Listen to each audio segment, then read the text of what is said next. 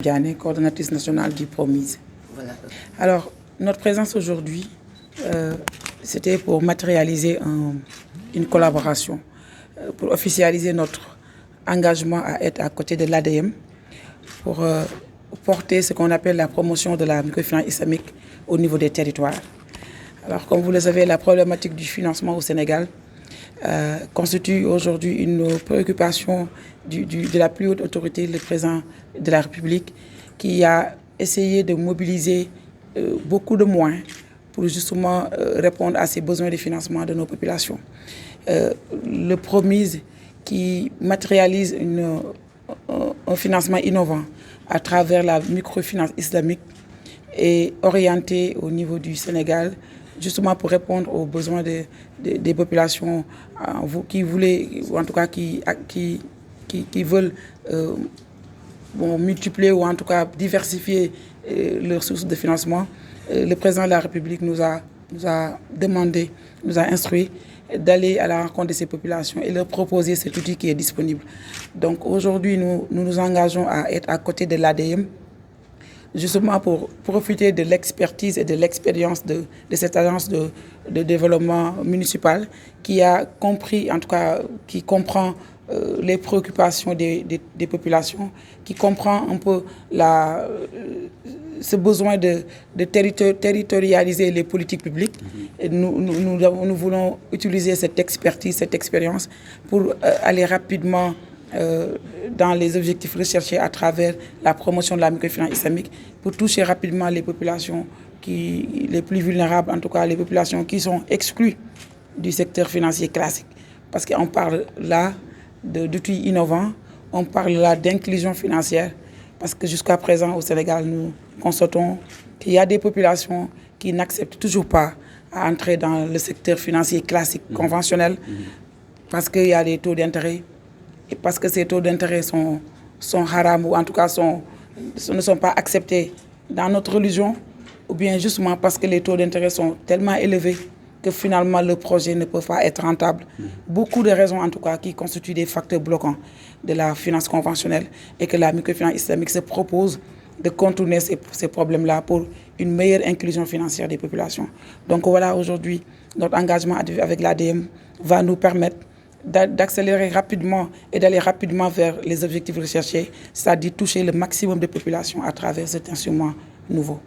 Alors, comme je viens de le dire, notre objectif, c'est de toucher rapidement les populations les plus vulnérables, toucher rapidement les populations qui n'ont pas accès au secteur classique conventionnel, en leur proposant un outil nouveau, c'est-à-dire un financement innovant, rapide.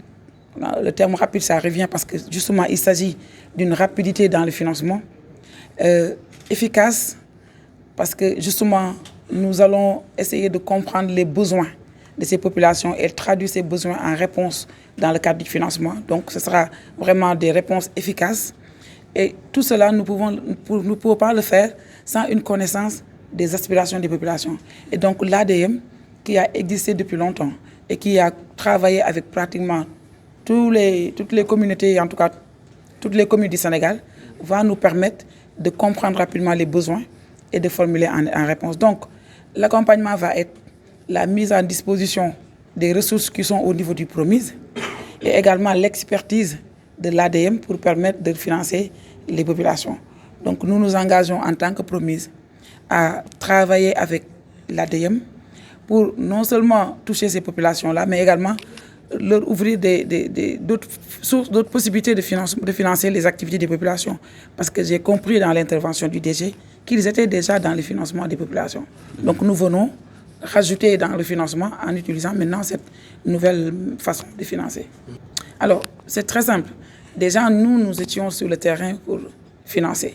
Donc, je pense qu'une bonne partie de la population sénégalaise commence à connaître la microfinance islamique. Eux, ils étaient déjà dans le financement.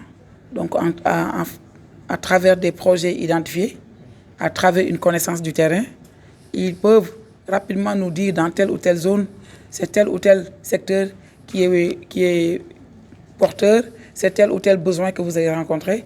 Donc ça va nous permettre déjà de prendre ces connaissances du terrain-là et de les mettre en termes de formulation de réponse. Et donc, c'est très simple, je pense. Eux, ils ont compris les besoins des populations. Nous, nous avons des ressources. Donc, la conjugaison de ces actions va être beaucoup plus efficace pour les populations. La Banque islamique de développement est le bailleur qui accompagne l'État du Sénégal dans le cadre de ce programme. Donc, nous avons signé une convention avec la BID de 47 milliards qui constitue trois composantes. La première composante étant l'encadrement du cadre réglementaire, parce que comme j'ai dit tout à l'heure, nous intervenons dans un secteur supervisé, régulé. La microfinance étant un secteur régulé, l'intervention ou en tout cas l'utilisation d'un outil nouveau dans le secteur nécessite naturellement une redéfinition du cadre réglementaire. Et donc dans ce cadre, nous avons la première composante qui reste la composante cadre réglementaire. Nous avons une deuxième composante qui est l'accompagnement des acteurs, qui est l'encadrement. Parce que naturellement, quand on propose un outil nouveau, ça nécessite de connaissances nouvelles en termes de technique, mais également en termes d'utilisation. Donc que ce soit les intermédiaires, les acteurs intermédiaires, les IMF ou les institutions de microfinance, ou que ce soit les bénéficiaires finaux, les populations, nécessitent, ou en tout cas ont des besoins de renforcement de capacité. Donc ça, c'est la deuxième composante du programme de renforcement de capacité, qui est une composante très, très importante. La troisième composante, et qui constitue plus de 80% de l'enveloppe, c'est le refinancement. Parce qu'en réalité, la problématique du financement au Sénégal reste la disponibilité financière, c'est-à-dire la liquidité.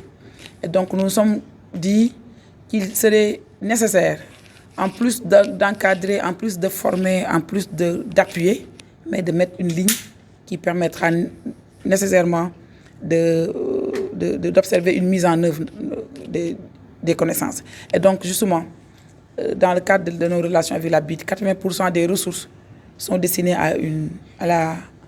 au refinancement des institutions de microfinance qui vont naturellement financer les porteurs de projets.